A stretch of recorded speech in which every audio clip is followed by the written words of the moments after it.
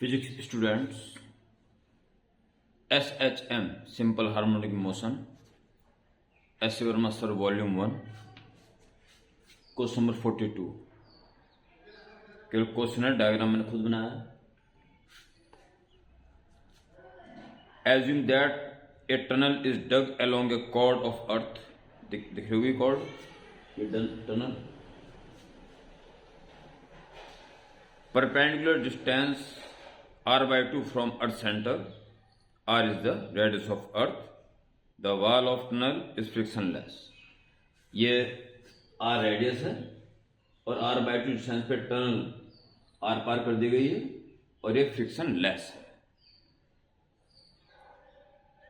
इतनी इंफॉर्मेशन देने के बाद उसके part A B C D E 5 part पूछ रहा है। वो पार्ट A की तरफ आ जाएंगे।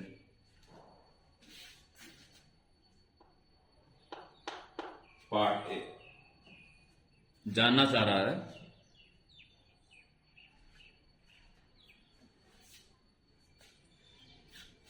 find the gravitational force exerted by earth on the particle of mass m placed in the tunnel at distance x from the center of tunnel.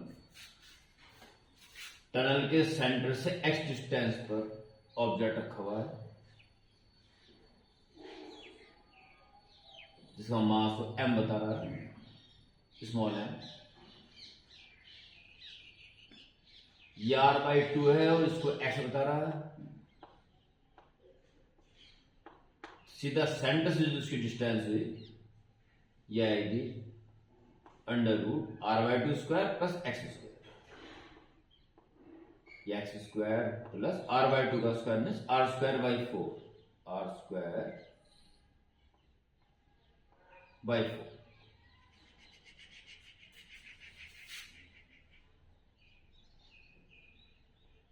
r²/4। तो इस block को ये पूरी अर्थ अट्रैक्ट ना करके इतने रेडियस वाली अर्थ ही अट्रैक्ट कर पाएगी बस। ठीक है, पूरी अर्थ का मास m, तो आपको इनसाइड जितनी रिस्पॉन्सिबल है इसको अट्रैक्ट करने के लिए उसका मास m' मान लीजिए। तो m' निकाल दीजिए पहले। ये full mass upon total volume 4.3 पाई r³। ये हो गया यूनिट वॉल्यूम का मास और हमें चाहिए इतने वॉल्यूम का मास 4.3 पाई r³ और रेडियस इसकी √x² प्लस r²/4। ओके, ये हो गया इसका मास, अर्थ के उस पार्ट का मास जो उस ब्लॉक को खींचेगी अपनी तरफ।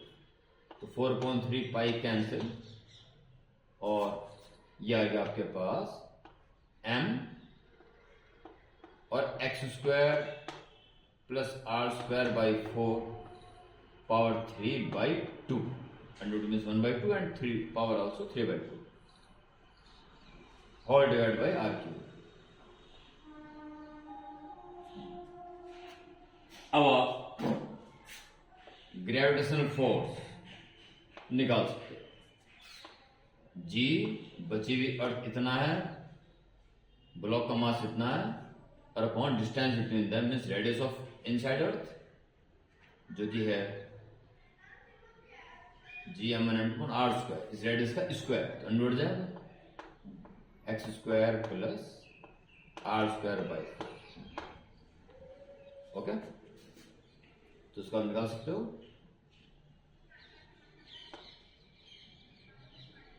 इसको आप ऐसे निकाल दी, मान लीजिए F =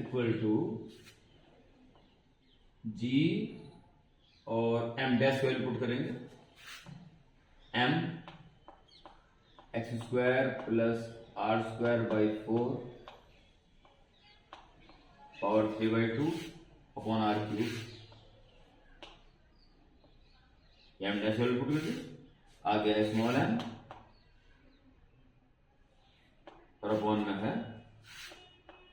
x square plus r square by 4। तो आपके पास एफ आएगा जो जानना चाह रहा है, जी एम एम, और इस पावर 3/2 है, सेम पावर 1 है, तो 1/2 बच जाएगी ऊपर। X square plus r square by 4 का अंडर रूट या पावर 1/2, 3/2 माइनस 1 और अपॉन में बचा आर की। It should be answer of part A. 42 question, G M on r cube और x square plus r square, ठीक है, अंडर में लिखा उसने, कोई दिक्कत नहीं। ये था प्यारे बच्चों इसका पार्ट ए। तो सिंपल था, बस ये देखना था कि कौन सा पार्ट अर्थ का उसको खींच रहा है, इस पर ध्यान देना था बस। पार्ट बी नाउ,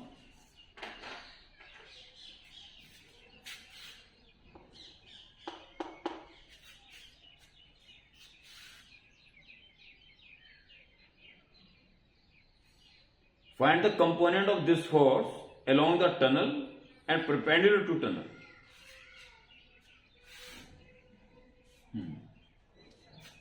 तो यहां देखिए ये टनल है,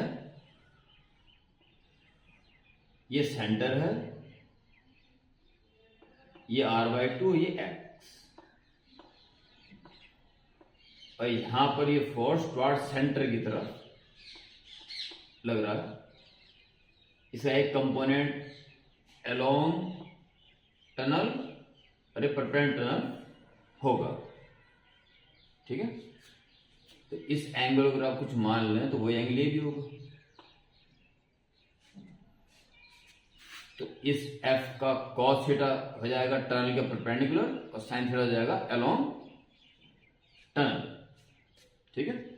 तो इस थीटा को निकालना पड़ेगा पहले, पर कोई दिक्कत नहीं है, ये एक्स है, ये r/2 है, और ये डिस्टेंस निकली हुई है under root x square plus r square by 4, और तीनों साइड पता है तो साइड कंपोनेंट निकल जाएंगे। तो component part B,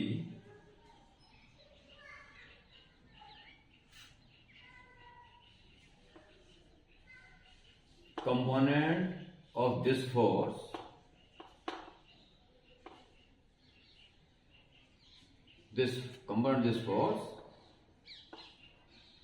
along tunnel, पहले along की बात कर रहा है,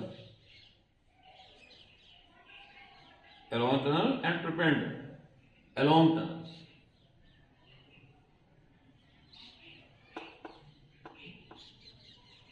along tunnel is good, f sin theta, f cos theta, f sin theta. तो f आपका निकल चुका है, f आप निकाल चुके हैं, G M m x square plus r square by 4 का अंडर रूट या power half upon r cube multiply sine theta.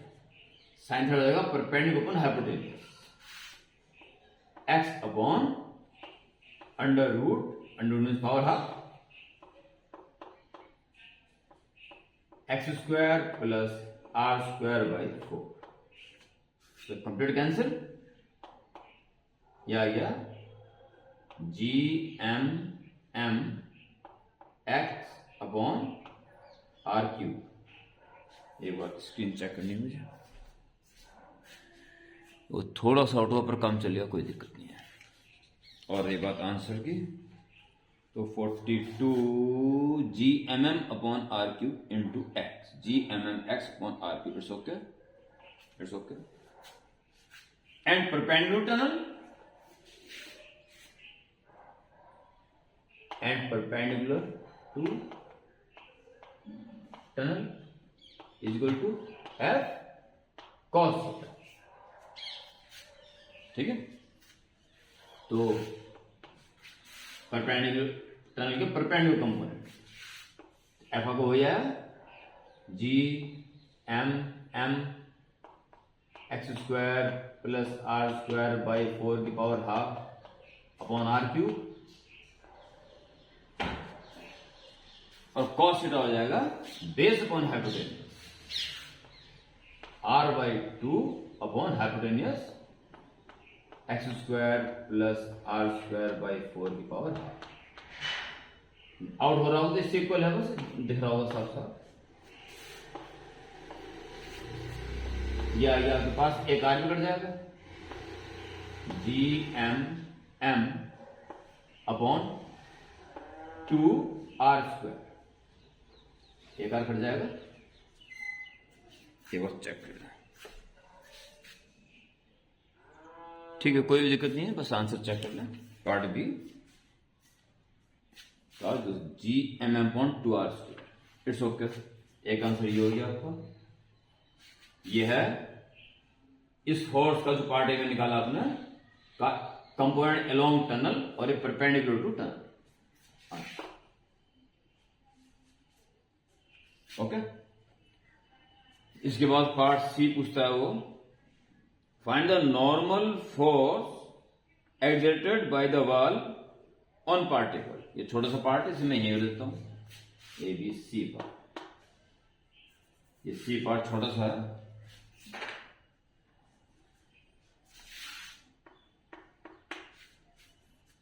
जानना चाह रहा है find the normal force exerted by wall on particle. ये अंदर ही वॉल पे जोर पड़ रहा होगा, ये अपना नॉर्मल डायरेक्शन ऐसे दे। अब मोशन तो होने लगा टनल के परपेंडिकुलर, तो ये इससे बैलेंस हो जाएगा। तो ये नॉर्मल डायरेक्शन जो होगी एफ कॉस थीटा के इक्वल होगी, और एफ कॉस थीटा अपने आपका भी निकला G M m upon 2 r. ठीक है, बस थोड़ा सा नॉलेज की बात होनी चाहिए। G M upon 2 r square, it's okay. ये C part. Now part D. Part D F की वैल्यू ये निकली, तो इससे मैं रब कर देता हूं, क्योंकि इसकी कॉन्स्टेंट फिलहाल तो नहीं पड़ेगी। A B C D part,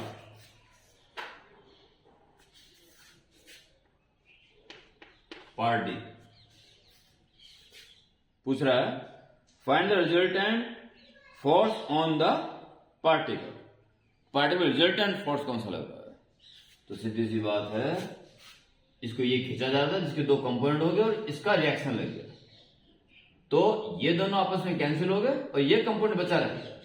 इसी कारण मोशन अलोंग टनल होगा बस केवल। तो net force resultant force on particle,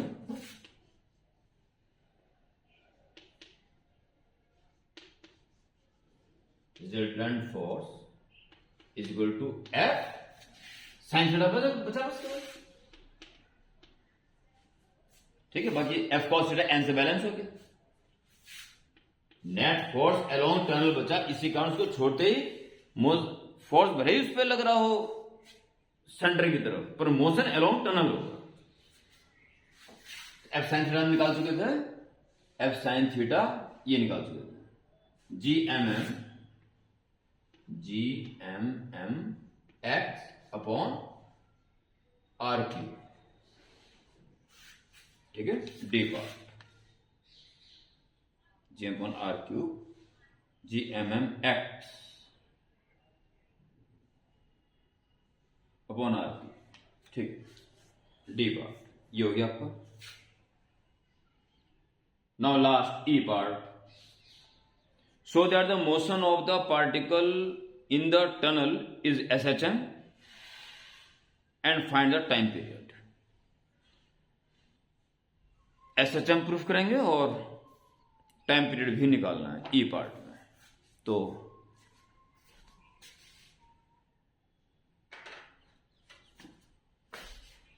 net force ये है, बाकी इससे काम चला, बाकी मुझे नहीं है कुछ।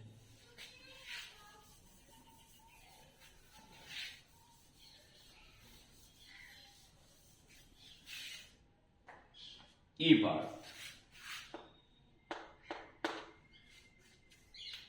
नेट फोर्स, क्योंकि ये मेन पोजीशन को सेंटर कह दीजिए, इसको मेन पोजीशन ओ कह दिया।